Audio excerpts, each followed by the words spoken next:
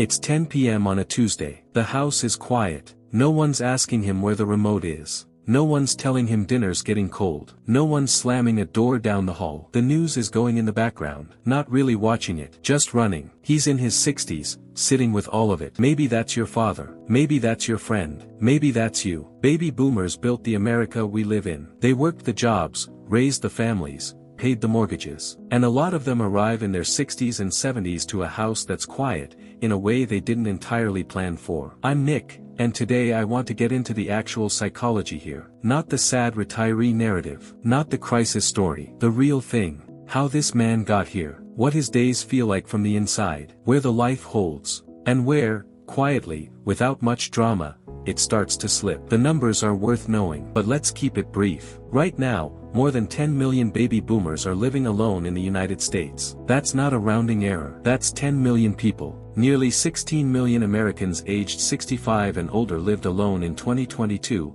3 times more than in the 1960s.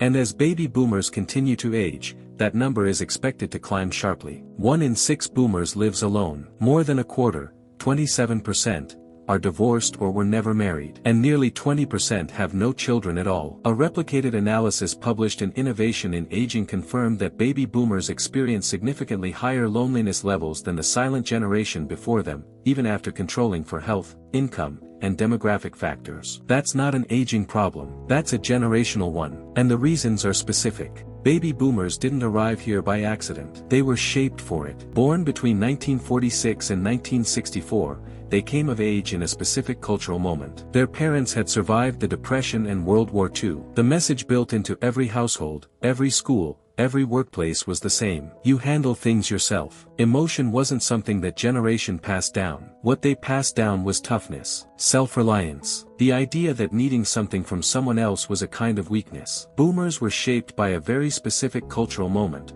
Rapid industrialization, shifting values, and what one clinical psychologist described as less emotional handholding than any previous generation. So by the time these men reached adulthood, they already knew how to be alone. They just didn't know yet that life would eventually ask them to prove it permanently. Here's where it gets complicated. When self-reliance gets wired into you early enough, it stops feeling like a skill and starts feeling like a personality. And then you stop being able to tell the difference between not needing people and having just gotten very good at convincing yourself you don't. That distinction matters more than most people realize. The road that leads to this life isn't the same for everyone. From the outside, the destination looks identical. Same apartment, same quiet evenings, same dinner for one. But the experience of being there is completely different depending on how you arrived. There are 3 roads. First, the man who never married. He's probably the most misunderstood of the 3. Society has a story about him. The confirmed bachelor. The guy who couldn't commit. The man who missed out. Then there's the man who was married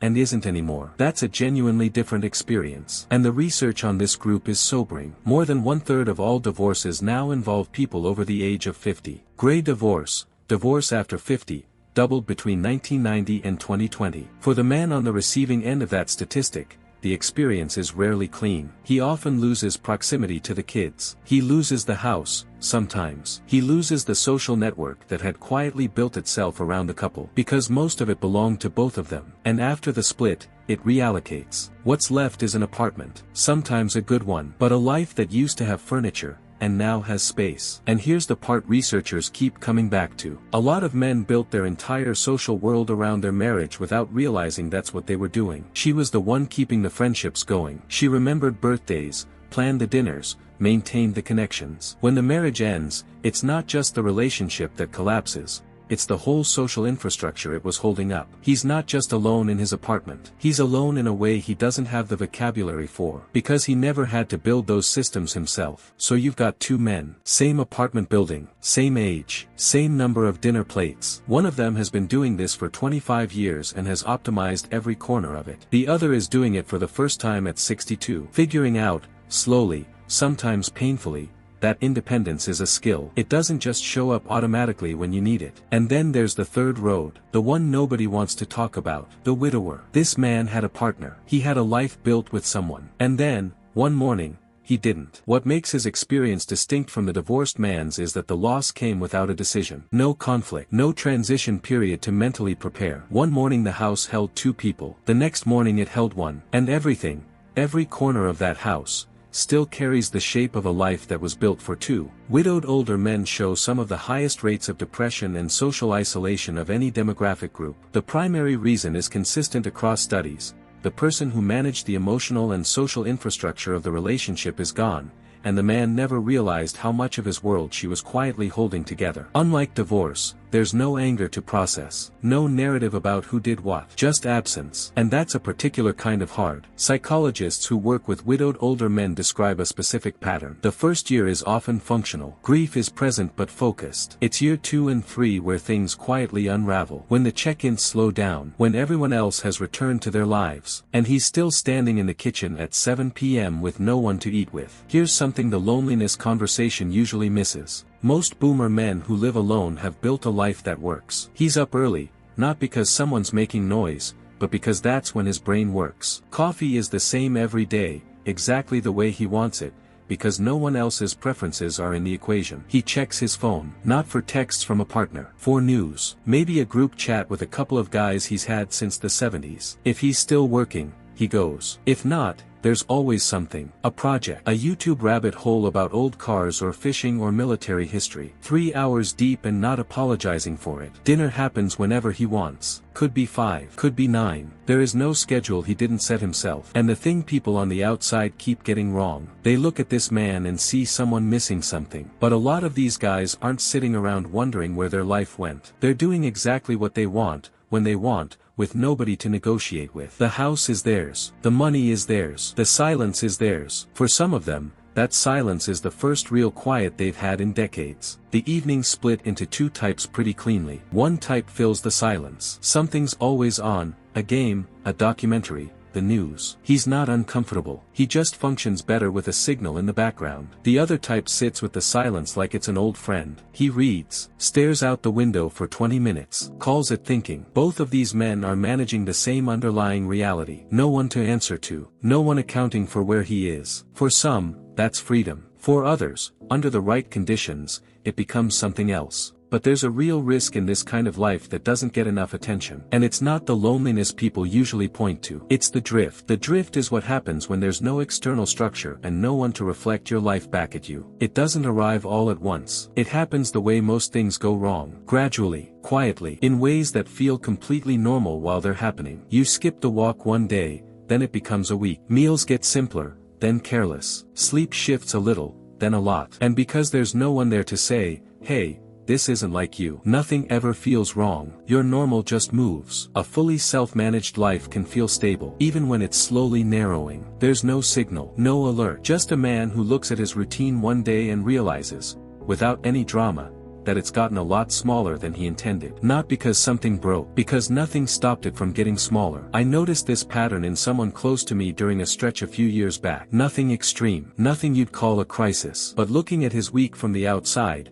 it had quietly contracted. Less movement, less variety, less energy going outward. No single thing caused it. It just narrowed because nothing was pushing back. The loneliness impact on baby boomers is far more devastating than on younger generations. They have fewer coping mechanisms, fewer digital lifelines, and, critically, fewer years left to course correct. The drift is not a crisis. That's what makes it dangerous. So here's what the research is actually showing works. And I want to keep this practical, not preachy. The most consistent predictor of well-being in older men who live alone is not the quantity of social contact. It's the quality of even 1 or 2 deep, consistent relationships. Not 50 acquaintances, not a packed social calendar. 1 or 2 people who actually know what's going on with you. Who you call when something happens. Who calls you. For boomer men specifically, the research keeps pointing to something counterintuitive. The men who do best in solo living aren't the ones who overhauled their social lives. They're the ones who built in a few low-effort anchors. One consistent person, one routine that gets them outside the house, one thing that happens whether they feel like it or not, and actually maintained it.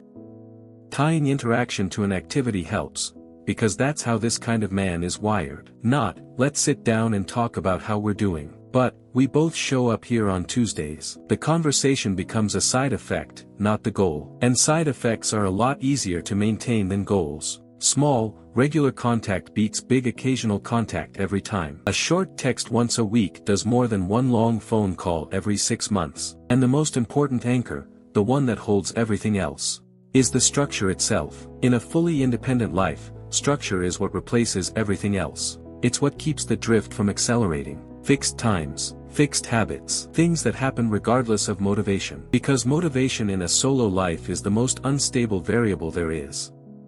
When structure holds, everything stays manageable. When structure slips, things tend to follow in a sequence that feels inevitable in hindsight. So what's the real picture? He's not broken. He's not waiting.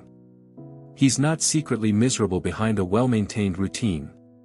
He built something, and a lot of the time, it works. He can sit by himself in a way most people can't. He runs on internal fuel, and it runs pretty clean. But there are the other days. Sitting in a waiting room with nobody to text on the way over.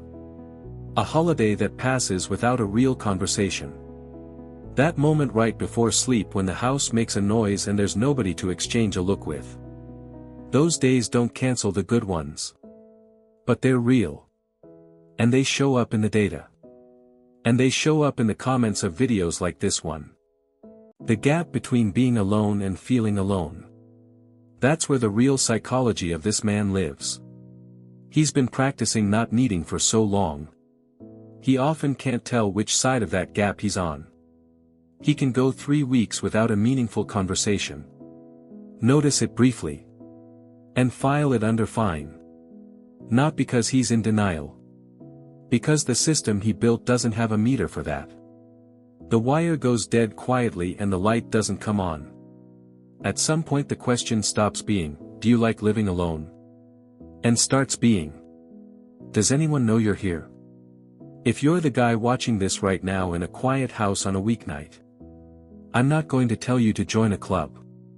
That's not your speed and we both know it. But call that friend you haven't talked to in 3 years. Not because something's wrong. Not because you need anything from him. Just because 3 years is too long.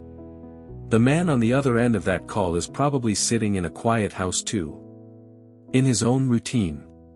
Waiting for a reason that never quite shows up. The line isn't dead. It's just been sitting in the garage. Someone just has to pick it up. Sources and further reading are in the description. Come to the comments, let's discuss. The next video covers boomer men born between 1946 and 1955. The older half of the generation, and why their experience is distinctly different from the men who came after them.